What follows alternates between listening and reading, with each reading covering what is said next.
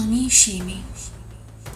বাসে, ট্রেনে, ট্রামে, রাস্তায় আপনি যাকে রোজ দেখেন, যার শাড়ি, কপালের টিপ, কানের দুল আর পায়ের গোড়ালি আপনি রোজ দেখেন, আর আরও অনেক কিছু দেখতে পাবার স্বপ্ন দেখেন।